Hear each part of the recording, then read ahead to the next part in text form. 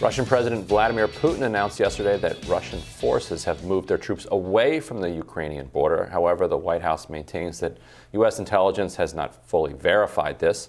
President Biden seemed unconvinced by the apparent show of restraint, telling Americans during a national address yesterday afternoon that, quote, an invasion remains distinctly possible. From the beginning of this crisis, I have been absolutely clear and consistent. The United States is prepared no matter what happens.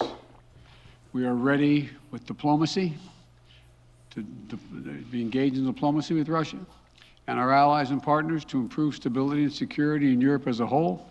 And we are ready to respond decisively to Russian attack on Ukraine, which is still very much a possibility. But if Russia attacks Ukraine, it would be a war of choice or a war without cause or reason. I say these things not to provoke, but to speak the truth, because the truth matters. Accountability matters. If Russia does invade in the days and weeks ahead, the human cost for Ukraine will be immense. And the strategic cost for Russia will also be immense. If Russia attacks Ukraine, it'll be met with overwhelming international condemnation.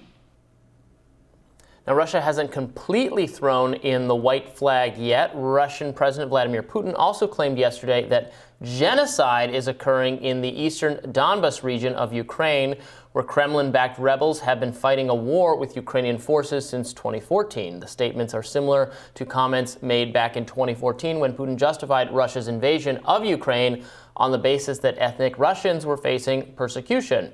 Well, we've got our rising panel here to weigh in on the developments. Michael Starr Hopkins is a Democratic strategist and director at Waxman, and Amy Tarkanian is a Republican strategist, former chairwoman of the Nevada GOP. Welcome to you both.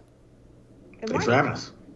So what do you think, Michael? Are we going to see a drawing down of hostilities at this point? And Biden, is being kind of on both sides of this, saying we could theoretically take action, but it's warning, but we don't, we don't want to go to war over this, but we will, but we don't want to, that kind of thing. What do you think? Yeah, what we're seeing is a back and forth between Putin and Biden. I disagree with the administration's approach when they said that under no circumstances will we put troops on the ground in Ukraine. Maybe we won't, but I think saying it out loud, taking it off the table at this point, does nothing to serve us and only empowers Putin. Putin's been very clear. He wants to restore the Russian Federation and the Soviet Union. And so it started with Crimea, Georgia, and it will extend to Ukraine and other places. And so I think the United States needs to be strong and allow NATO to lead. But as we all know, NATO the United States makes up a large portion of NATO. And so, Amy, U.S. intelligence agencies a while ago leaked their claim that Putin had made the decision to invade. They then walked that back publicly and said that he was on the cusp of making the decision to invade.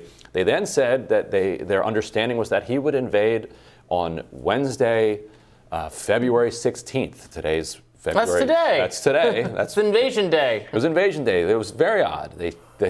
So you had a government saying this other government is going to invade this country on this day. That hasn't happened yet. The day is young. I guess he could just say, oh, they said we're going to invade Wednesday. We'll invade Thursday. Yeah, we'll show them. Yes. That's what I would do. And so do you think that they were lying about this? Do you think that saying it publicly can convince Putin to back down? Or do you think that Putin was always bluffing just to try to whip the U.S. into a frenzy so that he could then extract concessions from Ukraine, like a pledge not to join NATO? Well, how about this answer for you? I don't think we have the answer, and I think that's the whole intent, and from the get-go, actually, and that's why they are masters at mixed messaging.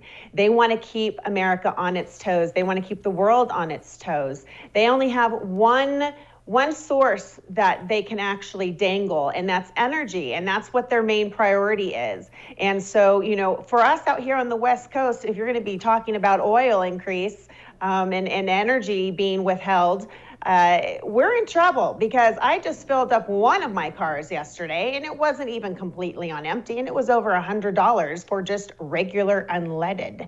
So, yikes.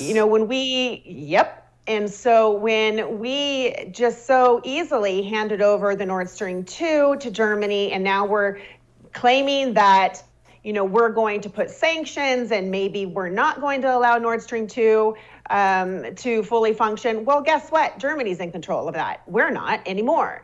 And if you want to put sanctions on Russia, well, the powers that be are now saying, oh, and maybe we should have done this sooner. And we also saw the other day that the Russian ambassador to Sweden flat out said that President Biden doesn't give a you-know-what about sanctions.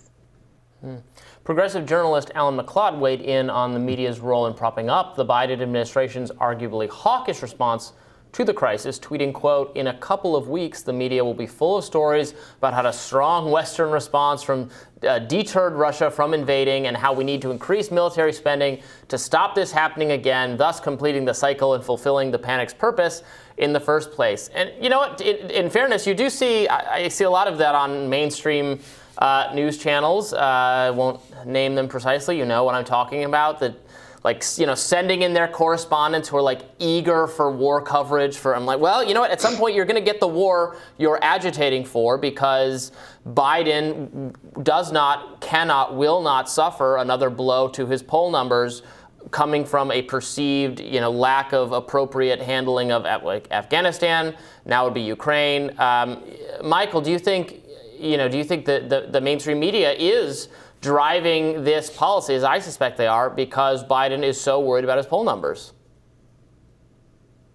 Well, I think the mainstream media is boxing Russia in. And to some degree, I think one of my worries is that Putin feels like he has to invade because it's been portrayed so much in Western media.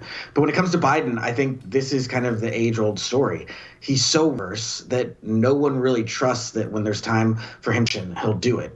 He didn't want to do the raid into Osama bin Laden. When it came time for the filibuster and voting rights, waited until days before Sinema and Manchin came out publicly against it to begin talking about it. It's an age-old story, and I think it's why you're seeing these failing poll numbers. It's not because people don't support the policies. It's because people don't think he's leading. He's not inspiring anyone. And I think that's going to end up being the story of his first term. Right. And Amy, throughout the history of the Soviet Union, particularly after World War II, the kind of national security establishment was convinced and kept saying that the Soviet Union had designs on world domination. And any time that the Soviet Union did anything remotely aggressive, that would be pointed to as evidence that their conclusion was correct. See, there's this red menace. They really do. They want to take over the world. Anytime they made peace overtures, which was actually far more often than the opposite, they would say, "See, this is an example of those devious Russians trying to, trick us into relaxing so that they can then take over the world." The Soviet papers that have been opened up have shown that they were completely wrong about this. That very early on they had concluded that they did not have the capacity to take on the U.S. in kind of a global struggle. And so we were wrong about that for 50 straight years. Why are we still convinced that what we were wrong about, demonstrably wrong about then, is true now? Well, they're the easy target. They're the easy bad guy. I mean, they've been also displayed as the bad guy in entertainment world, right? I mean, I can remember as a little kid being told that, the Russians are the bad guy. You can watch Rocky movies and the Russians are the bad guy. And so, yes, do they want to cause harm? And in a way where it's not necessarily going to kill people, but they do want to have the upper hand, of course. I think the majority of leaders around the world who have that same mindset would like to be in charge as much as possible of the world. But do they have the means? No, they don't. But guess what they do have? They are going to use at the most of their capabilities. And that's going to be, as we are already hearing, they've already tapped into the cyber war with Ukraine. They've already tapped into the cyber war here in the U.S. to some degree. And so they're going to use whatever playing part of the playing field that they have to their advantage. Yeah. I just want to push back a little bit. I think it's unfair to compare Putin to the Soviets, only because Putin has made it very clear that he it felt like Russians and the Soviets were humiliated when the wall fell. And so his main objective has been to restore the Soviet Union more than anything else. And so it's why he's killed journalists in Russia, why he's killed journalists all over the world, because he's trying to frame this message that Russia is stronger than it is, and that the goal at the end of the day is restoring the Russian Federation. Well, So he's he a wants bad. to take it back to square one, Yeah.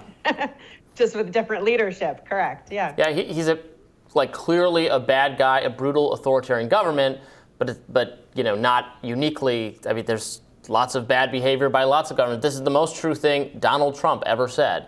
Bill O'Reilly asked it. Well, Putin is a thug and a killer, and Donald Trump said, "Well, there's a lot of killers, Bill. You think we're so innocent?" Which is true. There's the kind of characteristic Trumpian thing where no one else would admit that, no other political official would admit that, but it's true. So. But we're not invading Right, sovereign countries. Like that's kind of an unfair comparison. We're not invading. We're just telling them who they can hire as their We're prosecutor. uninvading sovereign countries that we previously invaded. Actually, it was one of the only things Biden's We doing that I absolutely agree made a with. mistake with. Yeah, we made a mistake with Iraq and Afghanistan, 100%. Yeah. But we're not Russia. Right. No, agree. Right, we have many, many more bases around the world than Russia does. Yeah, why does Russia keep moving its country so close to our bases? Yeah, it's outrageous. It is a big country. It's outrageous. How dare it? You know that They just want to be neighbors. You know, Putin's grandfather was Lenin's cook.